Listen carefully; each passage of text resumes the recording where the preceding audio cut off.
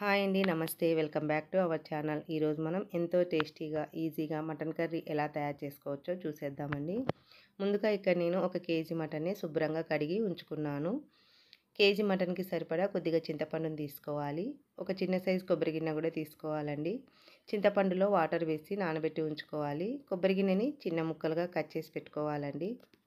ఇప్పుడు మటన్లోకి కొద్దిగా పసుపు, 6 స్పూన్స్ కారం వేసానండి. కారం తగినంత వేసుకోండి, కారం తక్కువగా తినేవాళ్ళు. ఉప్పు సరిపడా వేసుకొని ఒక 2 స్పూన్స్ ఆయిల్ కూడా వేసి అంతా బాగా కలిసేలాగా ముక్కలకి ఉప్పు కారం బాగా పట్టుకునేలాగా కలుపుకోవాలండి. ఇలా ఆయిల్ వేసి కలుపుకోవడం వల్ల ఉప్పు కారం ముక్కలకి బాగా పట్టుకుంటుంది.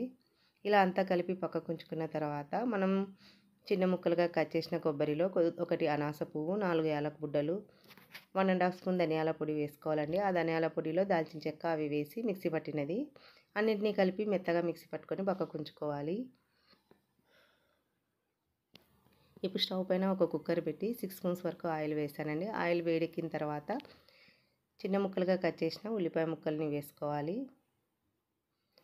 మంటని మీడియం ఫ్లేమ్లో ఉంచుకొని ఉల్లిపాయ ముక్కల్ని బ్రౌన్ కలర్ వచ్చే వరకు ఫ్రై చేసుకోవాలండి.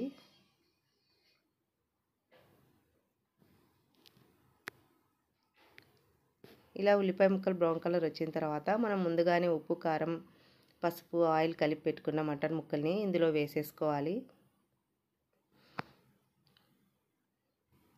ఉల్లిపాయ ముక్కలు ఫ్రై చేసేటప్పుడు అల్లం వెల్లుల్లి పేస్ట్ వేసి ఫ్రై చేసుకోవచ్చండి. నేను చివర్లో వేసుకుంటాను. ఇలా ముక్కల్ని ఒక 5 మినిట్స్ మగ్గించిన తర్వాత మళ్ళీ ఒకసారి అంతా కలిపేసుకోవాలండి. ఇలా కలిపిన తర్వాత మనం మటన్ ముక్కల్ని కలుపుకున్న ప్లేట్లోనే కొద్దిగా నీళ్లు వేసి ఇందులో వేసుకోవాలి.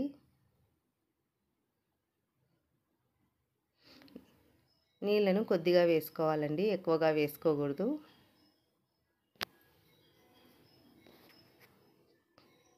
కొద్దిగా నీళ్ళు వేసుకున్న తర్వాత కుక్కర్ మూత పెట్టుకొని 10 నుంచి 12 విజిల్స్ ఇప్పించుకుంటే సరిపోతుందండి.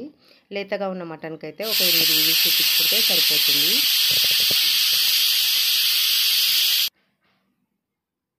ఇలా మొత్తం విజిల్స్ ఇప్పించుకున్న తర్వాత ఆవిరిపోయిన తర్వాత మూత తీసి మళ్ళీ ఒకసారి కలుపుకొని మనం ముందుగానే మిక్సీ పట్టి ఉంచుకున్న మసాలాని వేసుకోవాలండి. అల్లం వెల్లుల్లి పేస్ట్ కూడా ఒక 2 స్పూన్స్ వేసుకొని అంతా బాగా కలిసేలాగా కలిపేసుకొని ఒక 5 మినిట్స్ ఉడికించుకోవాలండి.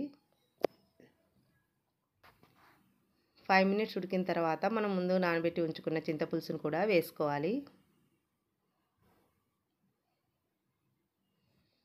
చింతపులుసు కూడా వేసిన తర్వాత ఒక 2-3 మినిట్స్ ఉడికించుకోవాలండి. ఆయిల్ పక్కకి తేరినట్టుగా అనిపిస్తే మటన్ కర్రీ రెడీ అయిపోయినట్టే. ఎంతో టేస్టీగా కర్రీ రెడీ అయిపోయిందండి. ఈ వీడియో మీకు నచ్చితే లైక్ చేసి, షేర్ చేసి మరెన్నో వీడియోస్ కోసం నా ఛానల్ని సబ్స్క్రైబ్ చేసుకోండి.